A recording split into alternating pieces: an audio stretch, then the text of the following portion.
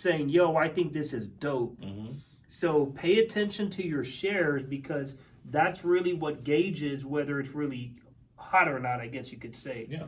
Because, yeah, we watch TikTok especially. We watch videos all the time. But I'm like, oh, that's cool. Oh, yeah, that's funny. That's funny. But if I were to say, yo, y'all need a, like I do with Hasbullah, I think that dude is like the greatest person alive, honestly. Hasbullah. Now, is he a child No, or okay. he's an adult? Hasbullah is in his early 20s. He's from Russia or some Providence or whatever, from Russia. He's Muslim, okay? Very devout, hardcore Muslim. Doesn't drink, doesn't smoke, doesn't go to nightclubs, doesn't go to bars, won't do appearances over there. But, you know, he'll like, you know, fight people and this and that, whatever. But he's a very strict, hardcore, practicing Muslim. A lot of people don't know that. Wow, I would never have guessed. But yeah, he's in his 20s. He's got some kind of, I guess, disease or where he's like dwarfed. growth deficiency, whatever it's called. Yeah, dwarf or something. Yeah, like but he's not a dwarf, but he's just stunted because something, yeah.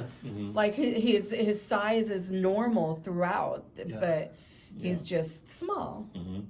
Yeah, he's a funny character. But anyways, I'm sorry. Go ahead. After all this time that you've been doing stuff on the internet. Oh yes, I'm single. I'm so funny you asked that. How does it seem to to kind of realize the potential of doing videos and stuff on the internet and seeing how it's grown, even just with what you've done? So I'm going to tell you all this. Back in 2006, 2007, obviously I got really big on YouTube. Obviously, back then it was MySpace as well. The real life, I guess you could say, because we all have, like, I don't want to say our internet life and our real life. I guess that might be the way to put it. Yeah. I started getting in trouble with real life because of things I was doing on the internet. So slowly I started transitioning out of being in front of the camera and started being behind the camera. So a lot of people don't know this, okay, because obviously I wasn't pitching to that crowd. Right. Was in 2010, I started a small business development company, okay?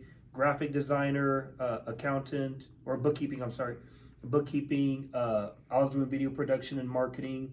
And then I had someone doing like computer repair, networking, websites, and so on, right? Yeah. All freelancers that I brought together, okay?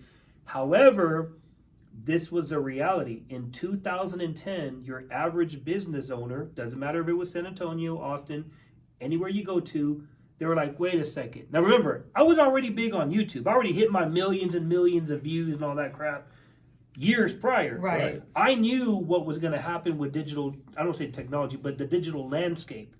I knew that digital video was the future. But your average business owner was like, no, we want to get on True TV. We want to get on Lifetime. We want to get on MTV. And I'm like, yeah, that's great. But this thing called YouTube. So while I'm over here pitching the future, I'm not going to say ahead of my time because there were plenty of people like me. Right. But I'm trying to pitch what's coming. They wanted the immediate. There was a rim and tire shop that I took over doing their marketing.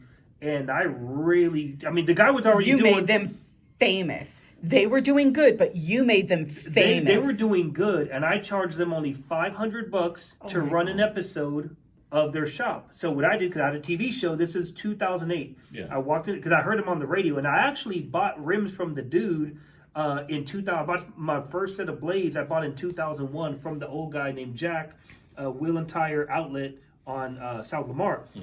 At the time, a lot of people don't know this. I know what his numbers were. He told me he was doing $1 million a month in sales. Jesus. Back in the early 2000s, late 90s, because he was advertising in Lowrider magazine and all these magazines. He had a staff, like if you were to go to his shop, he had a staff of like maybe 5 or 6 people just answering phones. Long story short, his operation got really big. He got older, obviously. He ended up kind of downsizing. So it just turned out to be him, his wife, and one dude in the back doing all the manual work. Very easy operation, okay? Yeah. I came in one day because I heard them on the radio, and I'm like, ooh, they're spending money. So remember, what I told y'all earlier, money follows attention. Right. They had the attention that they're putting out. They got my attention. I'm going to get that money because they're spending, right? So I pitched this local TV show. I told them $500 for a 30-minute episode, and they're like, hold on. So you're going to put us on TV for $500. I'm like, yeah, I got my own show. These are, and you could print, you know, how many times you've got ran. Right. So I showed him, on average, I run 10 times. Each episode runs about 10 times in a month, realistically. Right. So you're going to get about 300 minutes on TV. So I got that episode. We did it. They paid me $500. We're talking about why are rims or why are blades designed like this? Why are swingers designed like this? We did a shop tour. So really, it was one big advertisement, right? Yeah. But I disguised it to be like talking about, well, not really entertained, but educational. Okay? Yeah.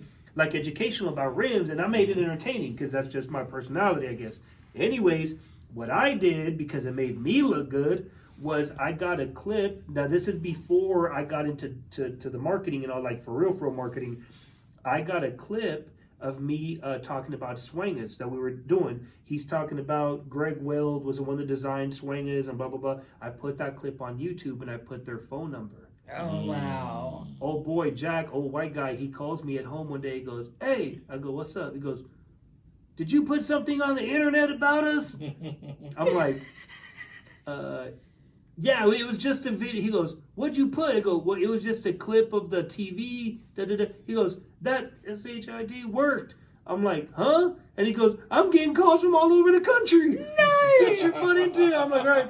So I went into the shop. Long story short, we negotiated a whole. Basically, I took over the marketing for the shop. I made them over $500,000 in like 5 months, 6 months. Wow. Man, old boy was giving me rims, a grill, because I had a Chevy Caprice at the time. He's like, here's some rims, here's some tires, here's this.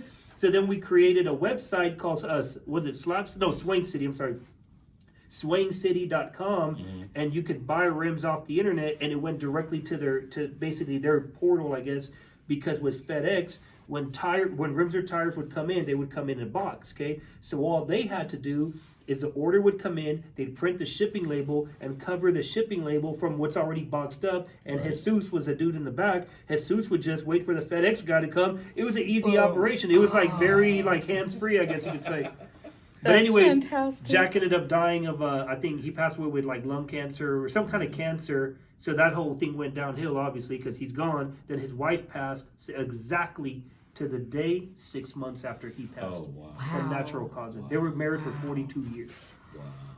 Oh. That's crazy. But anyways, that was my first introduction to like real marketing. And then that's when in 2010, because Jack passed in 2009, that's when in 2010 I was like, hey, maybe I can do this whole marketing thing, because what I didn't know was when you're just for anybody listening, when you're an ad agency, okay, you're representing a business and you're purchasing TV or radio time for them, you get 15% of that sale.